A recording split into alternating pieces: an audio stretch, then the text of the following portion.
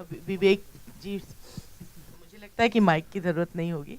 पहले तो मैं इतनी अच्छी फ़िल्म आपने बनाई, इसके लिए हम थैंक्स कहना चाहती हूँ, पर्सनली थैंक्स कहना चाहती हूँ कि आपने इतनी अच्छी फ़िल्म बनाई।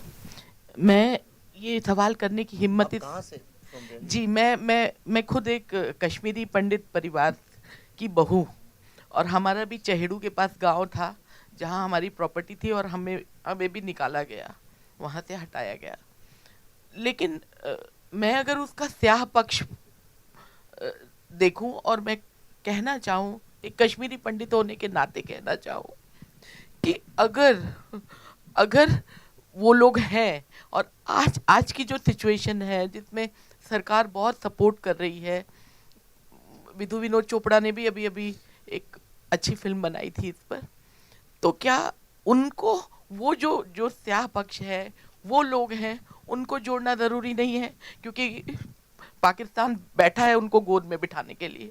तो क्या ऐसा नहीं होना चाहिए कि हम कुछ इस तरह की भी चीज़ें निकालें? एक छोटे से बच्चे को, एक 4 साल के बच्चे को टेररिस्ट करार कर दिया गया था, और कुछ मेरी बेटी ने जाकर वहाँ रिसर्च किया था तो उसने मुझे बताया था। तो मैं सिर्फ आपसे, क्योंकि आप बहुत सेंसिटिव डायरेक्टर है, इसलिए मैं आपसे पूछना चाहती हूँ, क्या कोई ऐसी कड़ी जहाँ आपने इतना सब रिसर्च किया कि उन दोनों को जोड़े, उन दोनों को साथ लाने की जी, कोशिश करे? देखिए क्या चीज़ है जो हमें जोड़ती है? हम लोगों को पैसा नहीं जोड़ता है। जो जो लोगों को, इंसानों को जोड़ता है आपस में, वो है कल्चर। बिना कल्चर के हम जानवर हैं।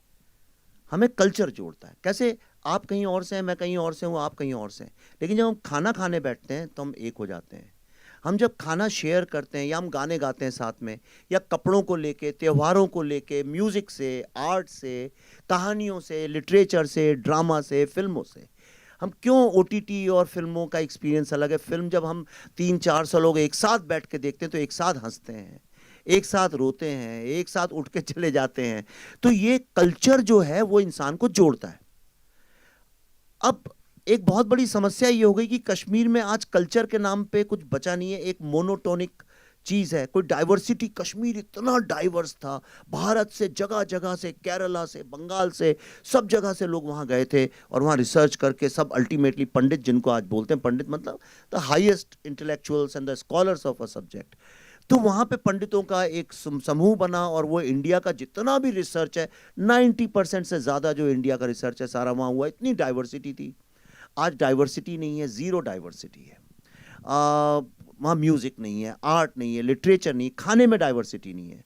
मैंने खाने के बारे में एक ट्वीट किया था, मैं वेजिटेरियन हूँ तो नहीं मिल रहा था, तो मैंने कहा भाई अब नया जो कश्मीर बन रहा है इसमें वेजिटेरियन खाना भी मिलना चाहिए। तो उन्होंने फतवा इशू कर दिया मेरे नाम पे। उन्होंने कहा आप कौन होते हैं हमारे खाने के बारे में बोलने वाले। और अल्टीमेटली 20-30 सिक्योरिटी के साथ हमें कश्मीर से वापस आना पड़ा। तो ना डाइवर्सिटी है, कुछ भी नहीं है।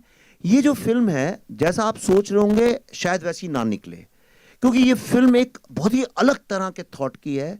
और ये इस बात पे एम्फेसिस देती है कि आप आपसी मतभेदों के साथ रह सकते हैं, आप झगड़ा करके, मारपीट करके भी साथ में रह सकते हैं। कितने लोग हैं पड़ोसियों के झगड़े हो जाते हैं। आप दिल्ली में, तो मैं रहता था तो 24 घंटे में देखता था, ऊपर नीचे, फर्स्ट फ्लोर सेकंड फ्लोर में बरसाती वालों का ग्राउंड फ्लोर से झगड़ा होता, फिर 2-4 घंटे के बाद फिर हो जाते थे, फिर साथ में लोहड़ी का त्योहार और कोई साथ में मनाते थे। वो सब क्योंकि फिर साथ में जैसे गाना गाने लगे, अंताक्षरी हुई, एक फिर से दोस्त हो गए। आपकी शादी हुई, मैं चला गया, फिर दोस्त हो गए। लेकिन जब ऐसा कुछ भी नहीं है, सिर्फ एक खालीपन, विरावान सा है। और हम लोग भी जो जाते हैं, हम जाते हैं डल लेक पे सेल्फी खींचते हैं, गुलमर्ग में वापस चले आते हैं, हमें कुछ पता चलता नहीं है। यानी डाइवर्सिटी एक बहुत ही देखिए डेंजरस सिचुएशन ये है कि मैं आपको एक छोटा सा किस्सा बताता हूं, उससे आपको सब समझ में आ जाएगा। मैं किसी भी रिलीजन के अगेंस्ट नहीं हूं, क्योंकि मैं खुद ही किसी रिलीजन पे ज्यादा नहीं मानता। मैं गर्व से एक हिंदू कल्चर, हिंदू फिलॉसफी, क्योंकि बचपन से मैंने देखा है, सीखा है, और वो मुझे जीने का एक सहारा देती है। लेकिन आप क्या प्रैक्टिस करते हैं, क्या नहीं करते हैं, मैं उसकी उतना आदर करता हूं, मुझे उससे कोई आपत्ति नहीं है। और मैं जानता हूं कि मुझसे अलग लोग इस दुनिया में रहते हैं। यही तो सारे विश्व के इंसानों का नेचर है। सब जानते हैं कि अलग विचार के, अलग फेथ के लोग हैं। हम एक शूटिंग कर रहे थे तो पल्लवी एक शिकारा में बैठी हुई थी, और छोटी 1-2 बच्चियों को हमने बुलाया था, 8-9 साल, 7-8-9 साल की, जो ज़्यादा जानती नहीं है, बहुत ही इनोसेंट बच्चियाँ। वो पल्लवी के दोनों तरफ बैठी थी। तो हम कैमरा जब शिफ्ट कर रहे थे, उदय जी हमारे डीओपी सर हैं यहाँ पे। और तो एक बच्ची, शायद 1 बजा होगा, दोपहर का नमाज का टाइम था, पल्लवी से उसने बोला आप नमाज पढ़ने नहीं जाएंगी? तो पल्लवी ने बोला नहीं मैं तो नहीं जाऊंगी। तो कह रही क्यों नहीं जाएंगी आप नमाज पढ़ने? पल्लवी ने कहा इसलिए क्योंकि मैं मुसलमान नहीं हूँ। तो कहने लगी अरे ऐसा कैसे हो सकता है, आप कहीं नहीं जाती नमाज पढ़ने? पल्लवी ने कहा नहीं देखो ऐसा है, मैं हिंदू हूँ इसलिए मैं नमाज नहीं पढ़ती हूँ। कहने लगी तो क्या हुआ, नमाज तो हर कोई पढ़ता है। एक 8-9 साल की बच्ची, 10 साल की बच्ची, दुनिया में कोई भी बच्चा हो इस बात को जानता है कि अलग अलग फेथ के लोग होते हैं। पर कश्मीर में 1990 के बाद जो पैदा हुए हैं लोग, उनको कुछ आइडिया ही नहीं है इस बात का कि दुनिया में डाइवर्सिटी नाम की चीज है। इसका भारत और कश्मीर और पाकिस्तान से कुछ लेना देना ही नहीं है। आप एक पूरी की पूरी जनरेशन जो है वो इतनी इग्नोरेंस के साथ बड़ी हो रही है। मेरा जो ड्राइवर था टैक्सी का, वो लाल रंग के जूते पहनता था। तो मैंने उससे एक दिन शूटिंग के दौरान यही पूछा, वो बड़े अजीब से लंबे लंबे रेड बूट्स थे, तो मुझे थोड़ा अजीब भी लगते थे, चमकते हुए लाल।